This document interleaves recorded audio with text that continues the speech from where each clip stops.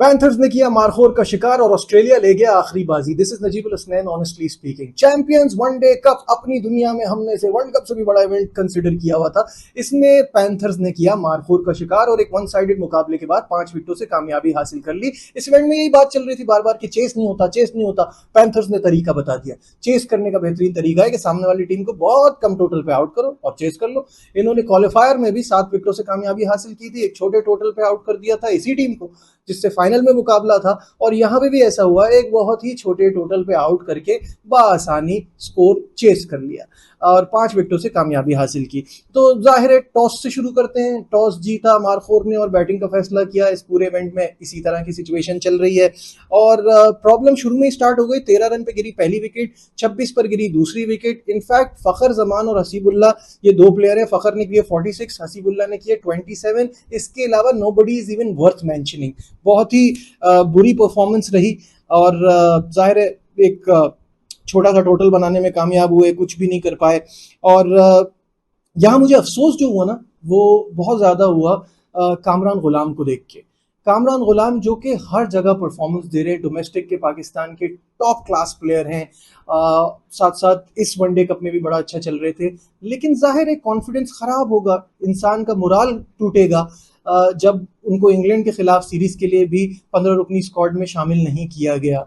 So he must have been disappointed और वो disappointment जो है इनकी आखिरी 1-2 मैचेस की परफॉर्मेंस में नजर आ रही थी। खैर, coming back to the game, तो फाइनल में हसनैन ने पूरे टूर्नामेंट की तरह शानदार बॉलिंग कराई, 3 विकेटें हासिल की। साजिद ने 2 खिलाड़ियों को आउट किया। अरफात मिनास को मेंशन करना बहुत जरूरी है, 3 विकेटें ली, सिर्फ 1 रन देखे, तो दे वर जस्ट फैबुलस। और स्कोर छोटा था तो पैंथर्स ने 18वें ओवर में इसे पूरा कर लिया।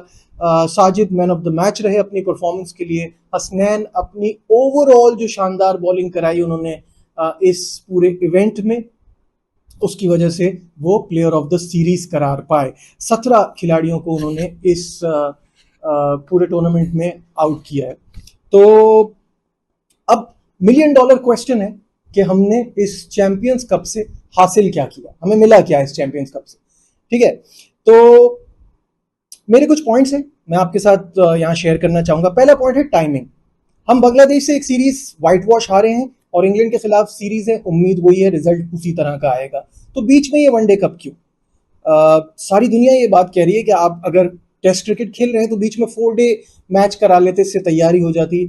लेकिन हम ये कह रहे हैं कि हमारा पहले से इवेंट डिसाइडेड था। तो भाई आपका जिस पर्चे का इम्तिहान आ रहा होता है आप उसी की तैयारी करते हैं, आप दूसरे किसी सब्जेक्ट की तैयारी नहीं करते। चलें ये बात भी मान लेते हैं कि आगे बड़ी वनडे क्रिकेट आनी है और आगे चैंपियंस ट्रॉफी है। तो अभी जो प्लेयर परफॉर्म कर रहे हैं उस टाइम पे उनकी फॉर्म और फिटनेस कैसी होगी ये आप कैसे डिसाइड करेंगे? तो टाइमिंग इंतहाई वाहियात है। दूसरे नंबर पे डिस्कवरिंग योर चैंपियंस। कौन मिला आपको? कौन सा नया खिलाड़ी नजरों में आया? कामरान गुलाम पुराने प्लेयर हैं, मोहम्मद हसनैन पुराने प्लेयर हैं, मतलब आप जिस प्लेयर का नाम लेंगे, उस्मान खान पाकिस्तान खेल चुके हैं, या तो वो पाकिस्तान खेला हुआ प्लेयर है या डोमेस्टिक का टॉप परफॉर्मर है, आपको कुछ नया नहीं मिला। हाँ ये कह सकते हैं कि जहादाद ने या अली रजा ने थोड़ा जोर से नॉक किया है कि सेलेक्टर्स को भी परेशान किया है कि हमको सेलेक्ट होना चाहिए। अदर देन दैट नया आपको कोई नहीं मिला, कोई रेडी प्लेयर इस इवेंट से डिस्कवर नहीं हुआ, तो यहाँ पे भी कोई फायदा नहीं हुआ।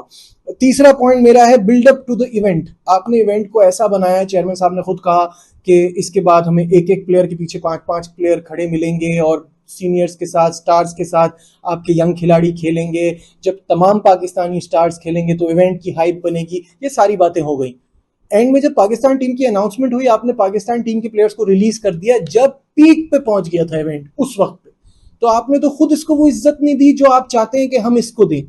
तो ये भी वो पॉइंट है कि आपने इस इवेंट को खुद ही खराब कर दिया जब इससे स्टार खिलाड़ी निकाल दिए। वेस्टिंग मनी अब तो एक नया तरीका निकला ना। पीसीबी से ये सवाल किया जाए तो वो एक पोलाइट वे में कहते हैं मेरा पैसा मेरी मर्जी, कि हम अपना पैसा खुद कमाते हैं तो हम जहां भी लगाएं।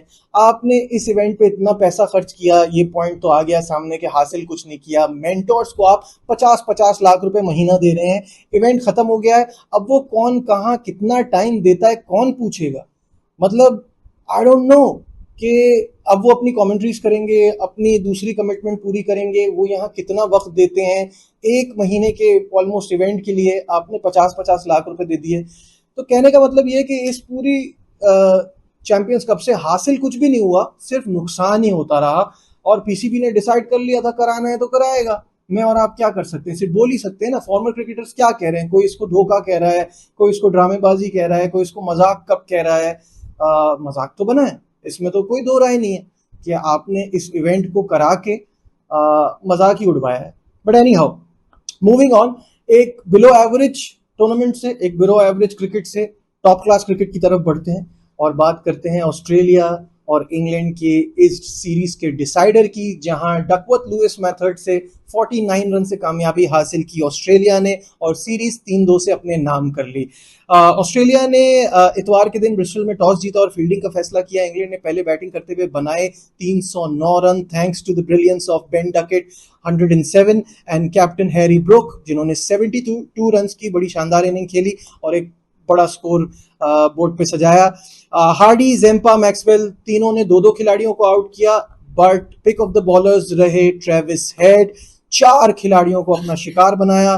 जब ऑस्ट्रेलिया ने बैटिंग स्टार्ट की तो प्लान यही था, कभी भी बारिश हो सकती है, तेज खेलना है। और ट्रेविस हेड और मैथ्यू शॉर्ट ने 58 और 31 रन बनाए। स्मिथ और जॉश इंग्लिश नॉट आउट थे 36 और 28 पर। देवर 165 फॉर 2 जब बारिश स्टार्ट हो गई एंड दे वर अहेड। इस तरह से उन्होंने डकवर्थ लुइस से कामयाबी हासिल की और सीरीज भी अपने नाम की। बड़ा फैंटास्टिक सीरीज, थोड़ा मौसम का अमल दखल रहा, बट नेवरदलेस बड़ी एक्साइटिंग क्रिकेट देखने को मिली। तो फिलहाल आज की वीडियो में बस इतना ही। लाइक, शेयर, सब्सक्राइब, देखते रहिए नजीबुल हसनैन ऑनेस्टली स्पीकिंग।